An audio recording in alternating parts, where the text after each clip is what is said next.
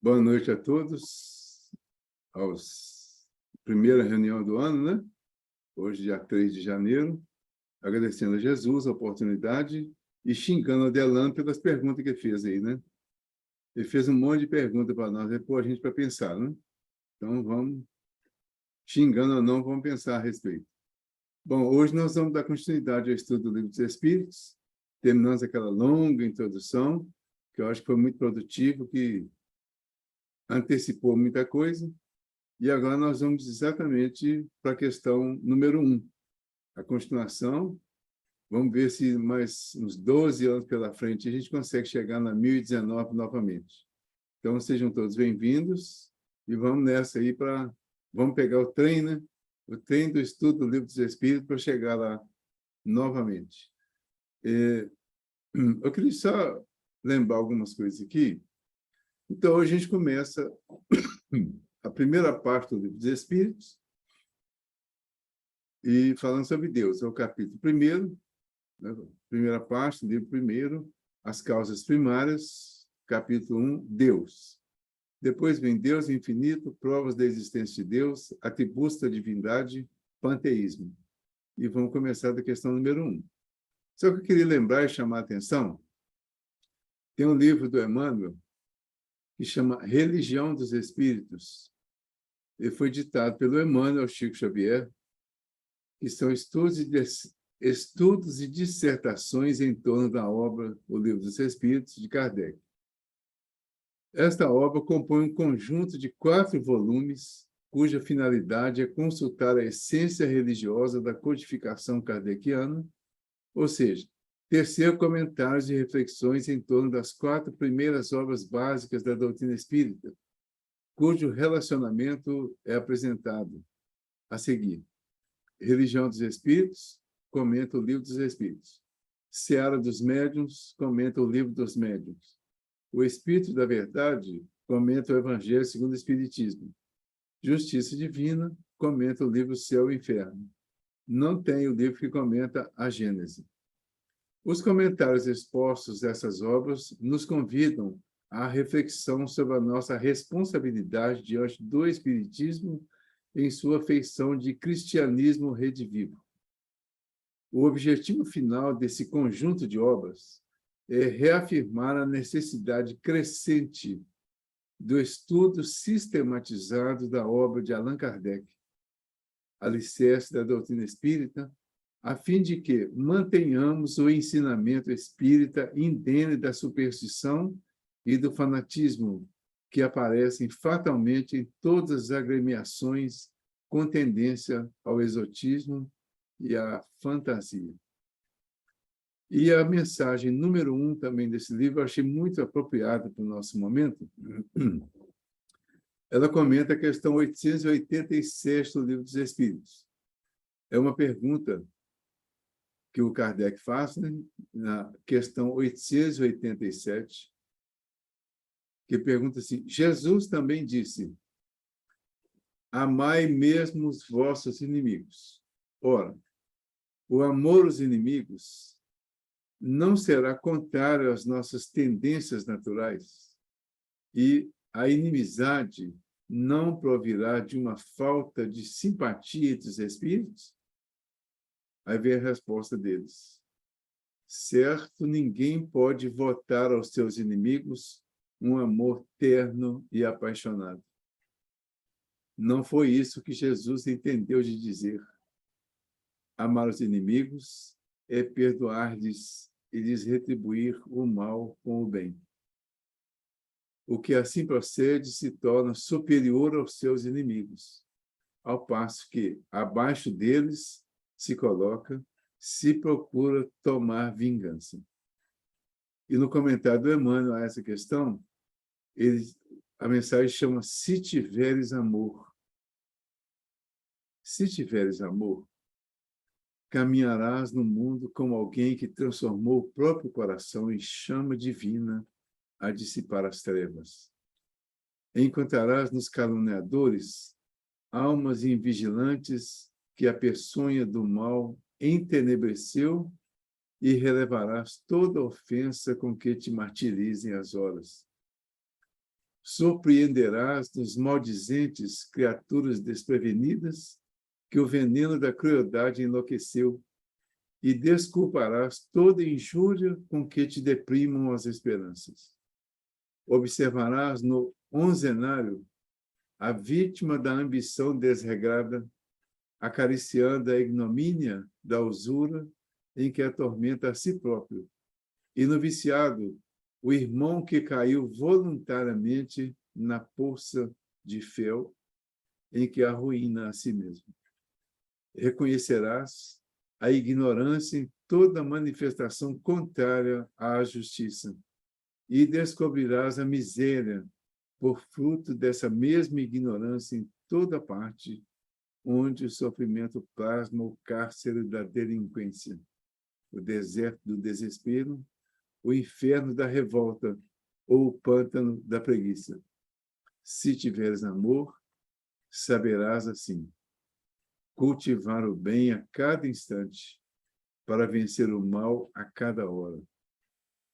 E perceberás então como o Cristo fustigado na cruz, que os teus mais acirrados perseguidores são apenas crianças de curto entendimento e de sensibilidade enfermiça, que é preciso compreender e ajudar, perdoar e servir sempre, para que a glória do amor puro, ainda mesmo nos suplícios da morte, nos erga o espírito imperecível à bênção da vida eterna. Aí, então, está a mensagem do Emmanuel. Nós estamos usando para a abertura do nosso estudo de hoje. Se tiveres amor. E esse livro, quer dizer, essa mensagem como um todo aí, o Emmanuel propõe a importância de estudar sistematicamente a doutrina espírita. O livro dos Espíritos, o livro dos Médiuns, o Evangelho segundo o Espiritismo, o Céu e o Inferno e a Gênese. Vamos estudar a doutrina sistematicamente e buscar o aprendizado que vai ser muito útil para todos nós em todos os sentidos.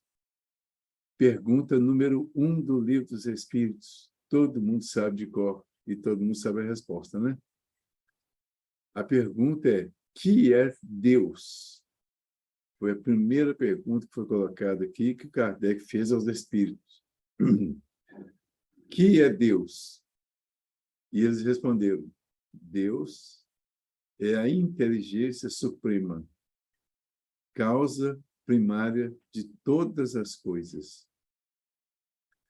Esse que é Deus levanta uma pequena polêmica, vamos dizer assim, ou uma pequena interrogação, além da que já foi feita. Porque a tendência seria perguntar: quem é Deus? Mas isso aí seria, usando a expressão desse pessoal mais filosófico aí, né? Falar do Deus antropomórfico, seria o Deus humano. Então, o Deus humano, me desculpem, eu vou ter que tossir de vez em quando, viu, gente? Então, o Deus humano, aqui ele é deixado de lado para nós buscarmos uma outra orientação, uma outra informação sobre Deus. É como se a gente precisasse destronar aquele Deus humano, aquele Deus homem, aquele velhinho de barba branca, com um cajado na mão, sentado no trono, distribuindo bênçãos e maldições ao mesmo tempo. A ideia é essa, é entender Deus de uma forma mais, vamos dizer assim, talvez mais racional. Então, inteligência suprema, causa primária de todas as coisas. Se Deus é a inteligência suprema, nós temos uma noção de inteligência. O que é inteligência? Como que nós compreendemos aqui na Terra inteligência? Está relacionado com entendimento. Está relacionado com facilidade de compreensão das coisas. Facilidade para solucionar os problemas, vamos dizer assim, especialmente na área da cultura, né, dos conhecimentos. Então, inteligência dá para entender assim. Se a gente quiser comparar, a gente pode lembrar da formação escolar mesmo, quando você tem lá os alunos numa mesma sala, na mesma idade, e uns conseguem com mais facilidade do que os outros, a gente diz que esse que consegue com mais facilidade é mais inteligente. E os outros não são tão inteligentes. Por isso, a gente até falava, né, que é burro, né? Mas não vamos falar que é burro, não vamos falar que menos inteligente.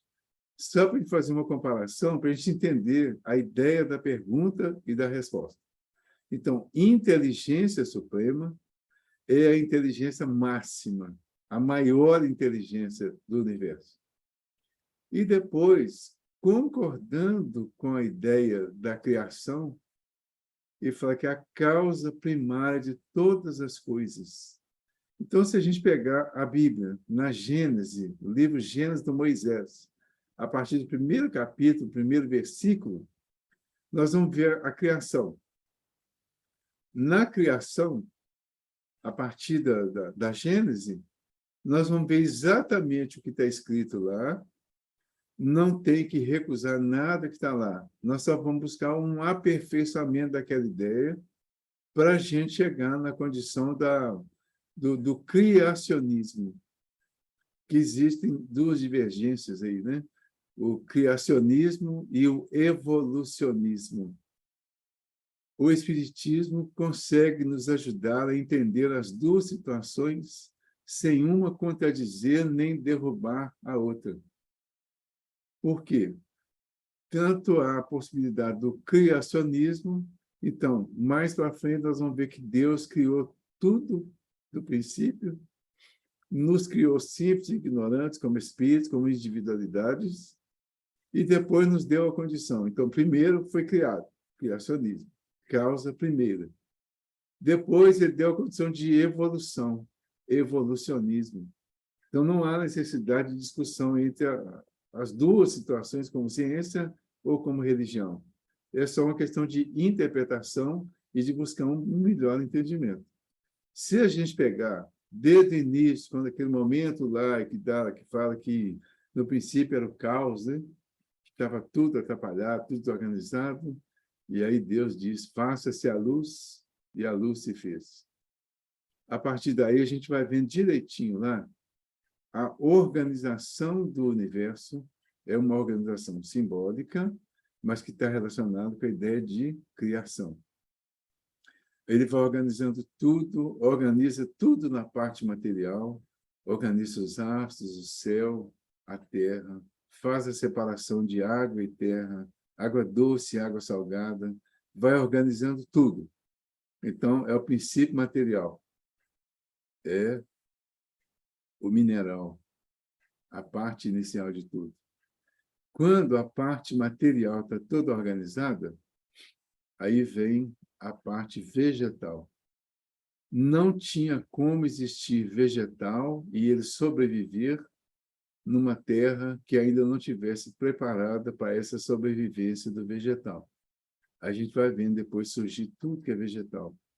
Assim que os vegetais nascem, crescem, começam a se organizar nas suas espécies, aí vêm os animais irracionais.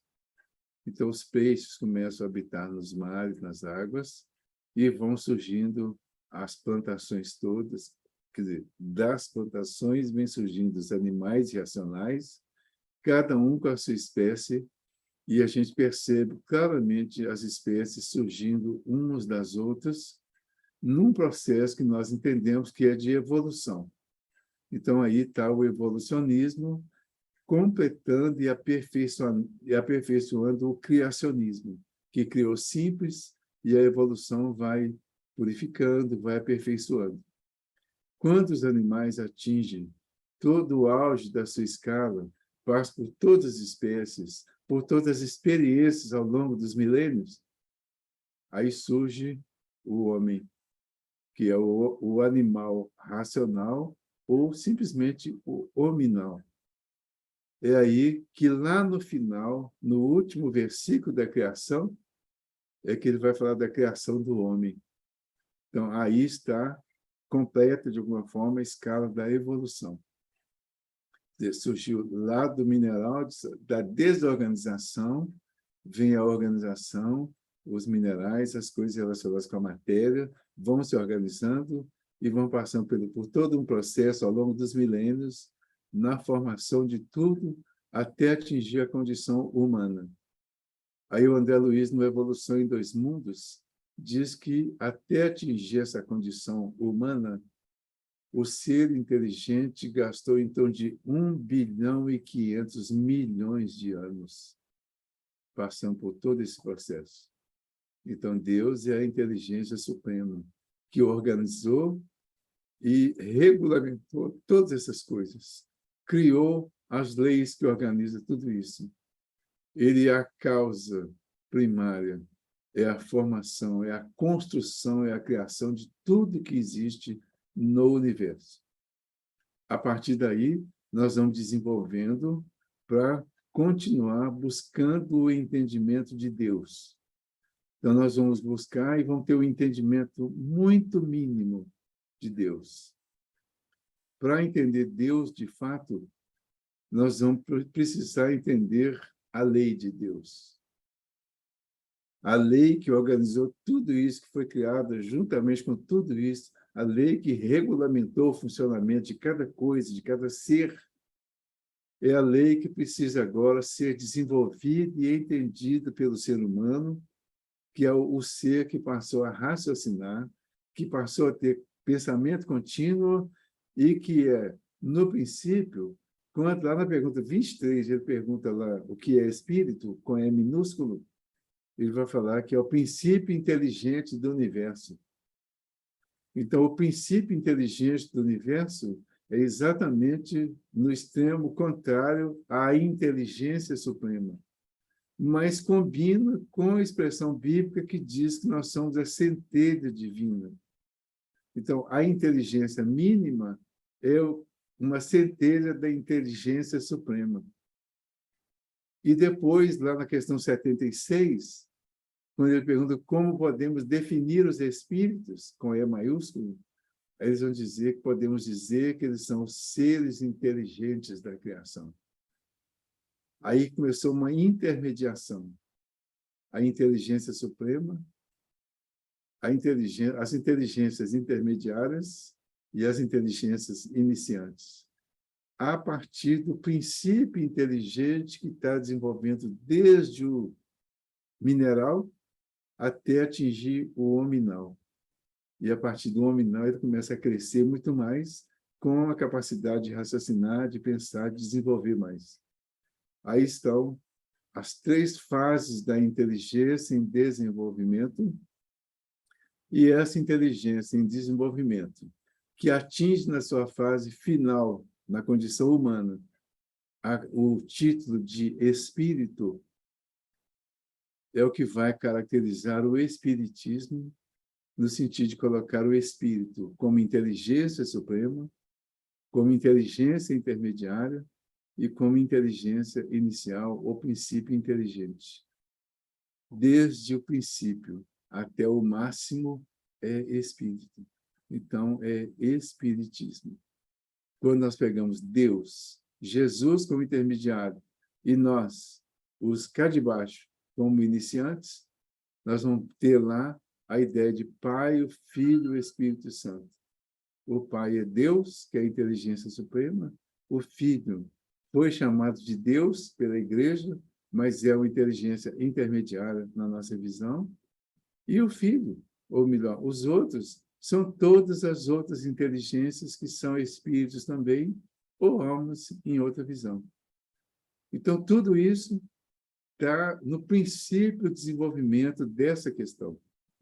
Mas muita coisa nós temos para pensar pela frente aí.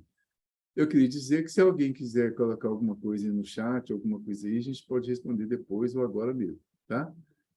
A questão número 2, ele pergunta assim, o que se deve entender por infinito? Então, a primeira resposta que os espíritos dão é infinito. A gente pode iniciar uma resposta lógica, ele diz assim, o que não tem definição, o que não se define. Aí os espíritos colocaram assim, o que não tem começo nem fim. Então, não vai findar nunca e não tem começo. é o desconhecido. Tudo que é desconhecido é infinito. Então, o que é infinito é desconhecido porque não tem explicação, não tem definição. Então, como que eu vou, por exemplo, definir Deus? A pergunta inicial sobre Deus, ela não é uma definição de Deus. Ela é só um princípio do entendimento de Deus. Qual que é a importância desse entendimento? Existem pessoas que são ateias, que se dizem ateias, né? Que não acreditam em Deus. São as pessoas que não pararam ainda para raciocinar dentro desse princípio ou das explicações que nos dão os princípios do entendimento de Deus para desenvolver essa crença. Mas a crença em Deus, ela só se desenvolve, ela só se completa e não necessariamente se define a partir do que o Emmanuel falou acima, a partir do estudo sistematizado. Então, nós vamos ter várias formas ao longo só da codificação, nós vamos ter várias maneiras de falar de Deus. E, principalmente, no último livro, Gênesis, do Kardec, né, o quinto livro, que é exatamente o Gênesis, é o desdobramento da primeira parte do Livro dos Espíritos. Gênesis é a origem. A primeira parte está falando da origem, está falando da criação inicial. Então, do princípio das coisas, da origem. Então, lá, ele vai falar sobre Deus de diversas outras formas. Mas, para chegar na Gênese, nós vamos ter que passar pelo Livro dos Espíritos todo, vamos ter que passar por todas as obras evangélicas do Espiritismo, pelo Livro dos Médiuns, mas especialmente pelo Céu e Inferno, e chegar lá na Gênese. Aí nós vamos chegar lá com uma noção melhor, um pouquinho maior do que a do início, e vão ter uma melhor compreensão de Deus. Mas eu gosto muito de lembrar isso, porque no versículo 8 do capítulo 5 do Evangelho de Mateus, lá no Sermão da Montanha, ele diz lá o seguinte, que está nas bem-aventuranças, né? Ele fala, bem-aventurados os puros de coração, porque eles verão a Deus. Então, ver Deus é compreender Deus. Não é uma visão física de Deus. É um entendimento de Deus. Então, olha o que Jesus disse lá no Sermão da Montanha. Bem-aventurados os puros de coração, porque eles verão, entenderão, compreenderão, enxergarão Deus com uma visão que está muito além da nossa visão física. Aí a gente vai um pouquinho, e aí eu já estou até dando uma dica da importância do estudo e da pesquisa. Lá na Escala Espírita, que está na questão número 100 do Livro dos Espíritos, a partir dela, nós vamos ver a Escala Espírita com 10 classes. A 10ª classe são os espíritos impuros. E a primeira classe são os espíritos puros.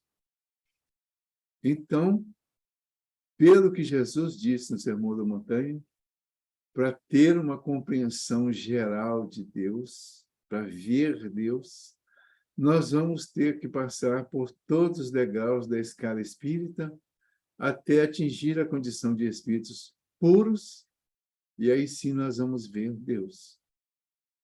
E para que nós desenvolvamos tudo isso aí para chegar lá, é que vieram as 3 revelações. Veio por Moisés, na primeira revelação por Moisés, com os 10 mandamentos da lei de Deus. Depois vem Jesus, comparando a essência da interpretação que veio do Moisés, ou que interpretado que veio pelo Moisés. Ele pega a essência, ou, vamos dizer assim, a parte mais complexa das interpretações que fizeram, e refaz isso, reorganiza e coloca qual que é a visão que ele dá, quer dizer, que é o outro extremo da interpretação, da revelação, e aí Jesus revela o outro lado. Então, ouviste o que foi dito aos antigos, o que os antigos entenderam? Aí ele fala, e eu, porém, vos digo. Aí ele vai mostrando o outro extremo da interpretação para atingir o entendimento de Deus. São as revelações. E depois vem a terceira revelação com o Espiritismo, que vai trazer uma orientação mais prática, mais objetiva, mais racional, mas não é revelação no sentido de chegar e falar isso, isso, isso, isso e pronto. Ele traz uma revelação mostrando o quanto nós precisamos estudar, aprender e compreender ainda, e, principalmente, praticar, vivenciar, experimentar, para entender realmente a questão de Deus. Então, nós estamos bastante longe ainda, né? Porque se a escala tem 10 degraus, o 10º e o 9º, podemos dizer que estão nos mundos os mundos primitivos. O 8º e o 7º estão nos mundos de prova e expiação, e a Terra é um mundo de prova e expiação. Então, nós estamos, no máximo, no 7º lugar dessa escala, subindo. Precisamos passar pelos 7 ainda, conquistar todos eles, para atingir o primeiro, e aí sim nós vamos compreender realmente Deus. Por isso tudo, por essa posição que nós estamos, a dificuldade de entender Deus, de entender as coisas de Deus, de entender tudo o que acontece no universo, de aceitar, por exemplo, isso é vontade de Deus, aí cria. A gente cria um grande conflito quando tem que falar, isso é a vontade de Deus, ou então isso é a ordem de Deus, né? Deus quis assim. Aí a gente tem uma grande incompreensão ainda em relação a isso, porque o que nós vemos como mal aqui na Terra, como ruim, como desagradável, está tudo dentro dessa condição da bondade de Deus e da permissão de Deus. Como que Deus permitiu isso? Como que Deus permite isso se Ele é a suprema bondade? Por que a gente questiona assim? Porque a gente não entendeu ainda. A gente ainda não tem esse entendimento claro e, por isso, a dificuldade para entender Deus. Na sequência, ele fala, então, na segunda questão, né? Quer dizer, o que se deve entender por infinito, só repetindo, ele fala, o que não tem começo nem fim, o desconhecido, tudo que é desconhecido é infinito. Então, nós ainda não conhecemos Deus. Poder-se dizer que Deus é o infinito? É como se essa pergunta é como se fosse tentar definir Deus, e eles respondem. Poder-se dizer que Deus é o infinito? Resposta: definição incompleta. Então, se eu disser, tentando definir que Deus é o infinito, eles já disseram, definição incompleta. Pobreza da linguagem humana, insuficiente para definir o que está acima da linguagem dos homens. A Jaqueline vai me bater hoje, porque eu vou ficar tossindo aqui o tempo todo.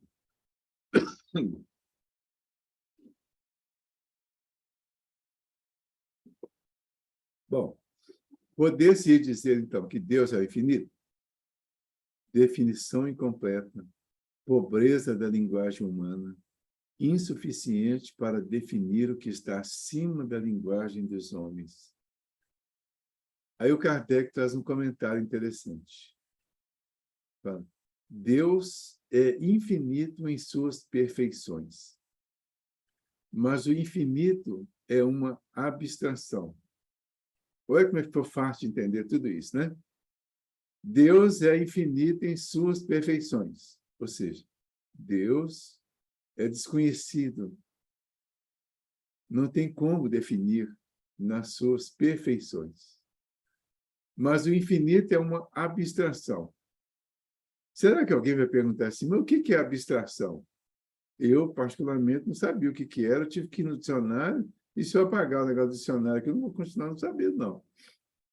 Aí eu peguei no dicionário e falei assim, abstração é a ação de abstrair, de analisar isoladamente um aspecto contido num todo, sem ter em consideração sua relação com a realidade, resultado desta operação. Até o dicionário é complexo para entender, né? O que ele quer dizer?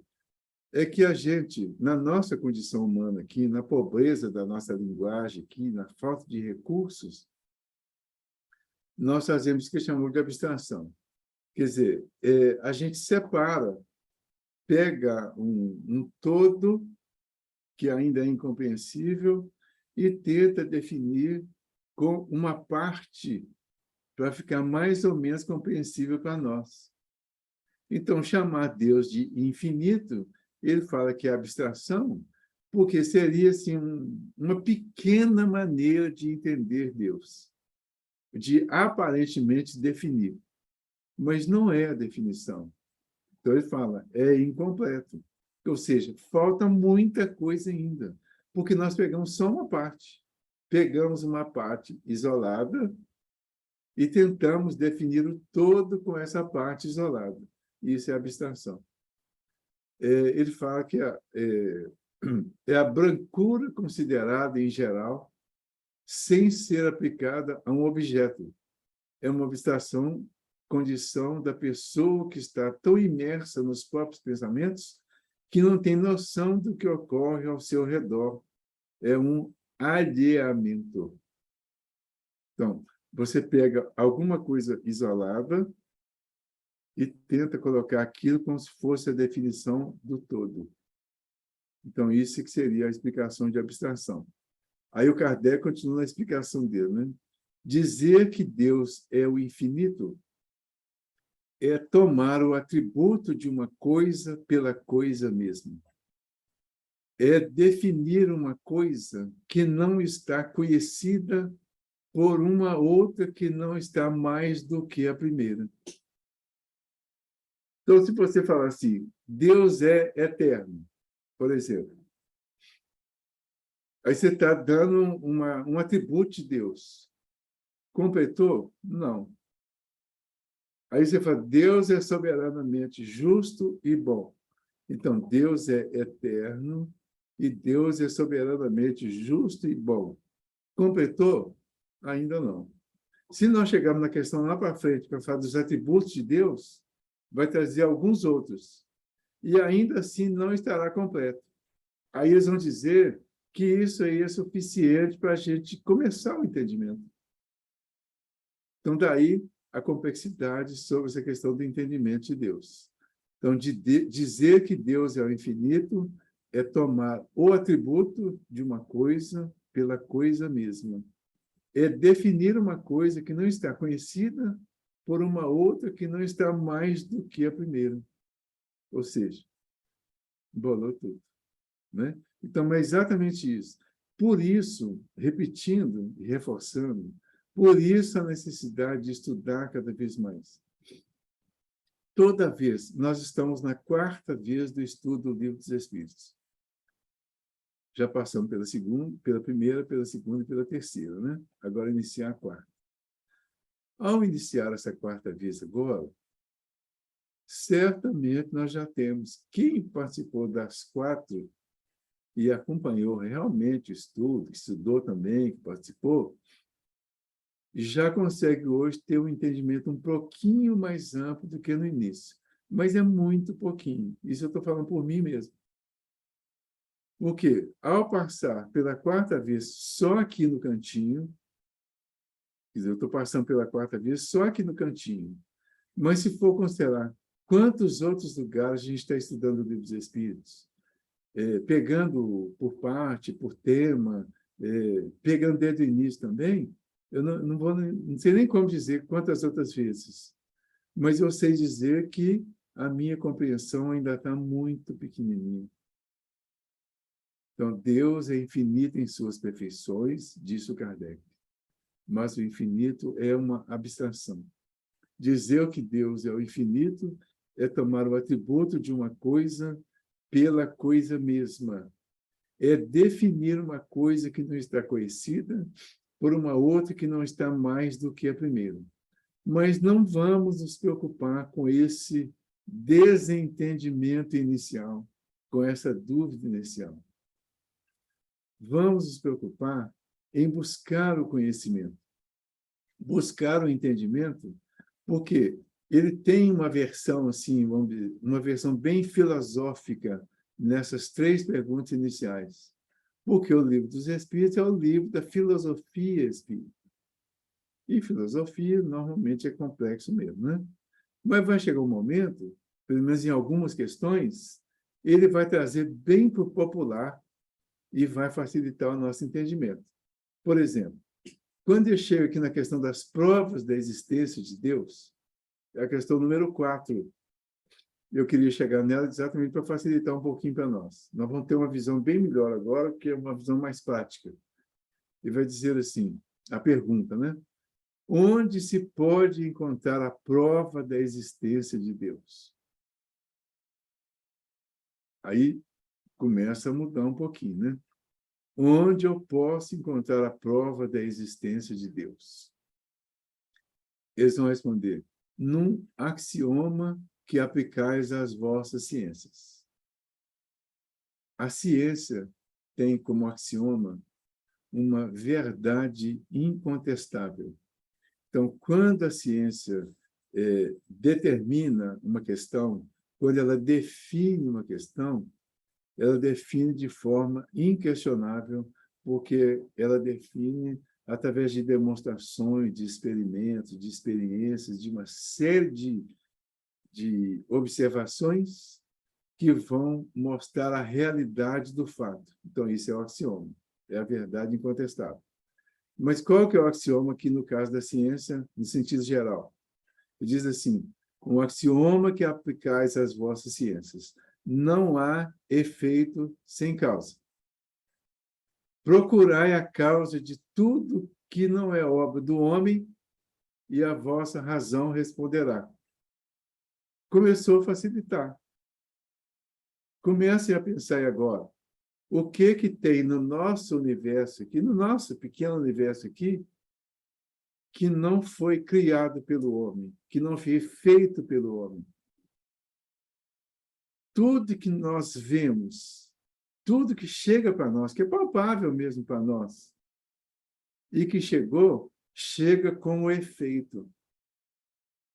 Mas nós não sabemos a causa, a origem. Então, todo efeito tem uma causa. Se a coisa existe e não foi o homem que criou, quem pode ter criado? Aí fala, procurai a causa de tudo que não é obra do homem e a vossa razão responderá. O que a nossa razão vai responder? Que um passarinho cantando, voando, vivendo, respirando, com o coração batendo, não é obra do homem, porque o homem consegue imitar um passarinho, fazer de gesso, fazer de madeira, fazer de uma série de outros materiais. Mas ele não consegue fazer esse passarinho respirar, não consegue fazer esse passarinho cantar naturalmente como o outro, não consegue fazer sair voando naturalmente e não consegue manter a vida dele. Chega um momento que esse passarinho perde a vida e o homem não consegue restituir a vida. Então, o passarinho foi feito por Deus. Ou por um ser que a gente pode chamar de Deus, de Elohim, de Jeová, não importa o nome. Tem um ser superior ao homem, que nós normalmente chamamos de Deus, de Jeová, de Alá, de Elohim, e que está muito superior a ponto de fazer coisas que o homem não sabe fazer e não sabe explicar. Aí começou a mudar. Então, Deus está em todas essas coisas. É a nossa razão agora respondendo. O que não é obra do homem é obra de um ser superior. Se essas coisas existem, esse ser superior também existe. Por quê? De onde que essas coisas surgiram? Eu nego Deus. Eu sou ateu. Não acredito em Deus. Então, como é que você me explica a construção de um passarinho? Como é que você me explica a vida de uma árvore? Como é que você me explica as transformações por que passa a natureza toda. Como é que você me explica toda essa beleza que nós enxergamos na natureza? As flores, o verde das florestas, das árvores, as flores, a frutificação, as diversas espécies de frutos. Qual desses frutos o homem consegue fazer? Qual dessas árvores o homem consegue fazer com a característica da árvore natural? Ele consegue imitar. Então, quem fez isso? Tudo isso para nós é efeito. Qual que é a causa de tudo isso? Qual que é a origem de tudo isso? Quem criou, quem fez tudo isso? Para crer-se em Deus, basta se lance olhar sobre as obras da criação. Quais são as obras da criação? Toda a natureza, o homem. Eu tenho um coração que já bate há mais de 30 anos, ininterruptamente. Eu sei que tem gente aí que já tem um coração que bate há muito mais tempo, não é? O Pelé, que morreu agora, foi enterrado hoje o corpo dele, né? O coração dele bateu 82 anos.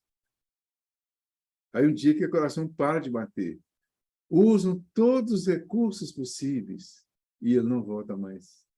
Os médicos, os melhores médicos do mundo, os maiores especialistas nas diversas áreas, chega um momento que eles perdem para esse ser superior que organizou o nosso universo aqui de maneira tal que a parte material devesse passar por um processo de transformação para renovar, para recomeçar. E a gente vê tudo isso. Então, para crer em Deus, precisamos lançar um olhar sobre as obras da criação, sobre tudo que foi criado. O universo existe. Logo, tem uma causa. Todo efeito tem uma causa. Se o universo existe e é visível e é palpável, as partes que são visíveis e palpáveis, então ele existe, ele é efeito. Todo efeito tem uma causa, diz a lei da ciência, é o axioma lá da ciência. O que é essa causa? Se não é o homem, não foi o homem que fez. O homem fez muita coisa. O cérebro humano é uma coisa fantástica. Todas essas máquinas que existem, essas máquinas aí extraordinárias, aquelas naves que vão à Lua, por exemplo, esses navios enormes, esses computadores pequenos que fazem coisas assim impressionantes, tudo isso foi concebido pelo cérebro humano, pela inteligência humana. Mas quando você pergunta quem criou essa inteligência humana, e como que essa inteligência chega um momento que ela está impedida de se manifestar, aí entra o ser superior. E aí entra a dificuldade que algumas pessoas, talvez por não querer pensar sobre isso, preferem dizer que são ateias e não conseguem conceber a ideia de um ser superior. Acham que é só nascer, viver, aproveitar o máximo possível e depois morrer. E nós estamos vendo que a vida é muito mais do que isso. É muito além disso. Então, o universo existe, logo tem uma causa. Duvidar da existência de Deus é negar que todo efeito tem uma causa. E avançar que o nada pode fazer alguma coisa. Então, o contrário de Deus seria o nada. Então, o nada não existe. Existe Deus. Porque o nada não consegue fazer nada. Então, o que faz, o que o homem não faz, é Deus. Aí, então, está caracterizada a nossa crença em Deus. Esse é o ponto de partida. A partir daí, nós vamos começar a entender Deus, entender as leis que Ele deixou para a nossa vivência e sobrevivência, E a partir dessas leis, e do entendimento e da vivência dessas leis, que vamos entender todo o funcionamento do universo. Hoje nós vamos interromper por aqui, agradecendo a todos a oportunidade, agradecer a presença de todos, né? Nós somos 22 hoje aqui online, temos desencarnados também. Vamos agradecer a Jesus por ter nos permitido este momento. O Delano sugeriu a prece pelo anjo da guarda, e ele leu a prece que está no capítulo 28, né, que é o que está estudando. Ele leu o item 13. O item 14, para a gente terminar, diz assim: Espíritos bem-amados, anjos guardiães, que com a permissão de Deus, pela sua infinita misericórdia, velais sobre os homens, sede nossos protetores nas provas da vida terrena. Dai-nos força, coragem e resignação. Inspirai-nos tudo que é bom, detende-nos no declive do mal, que a vossa bondosa influência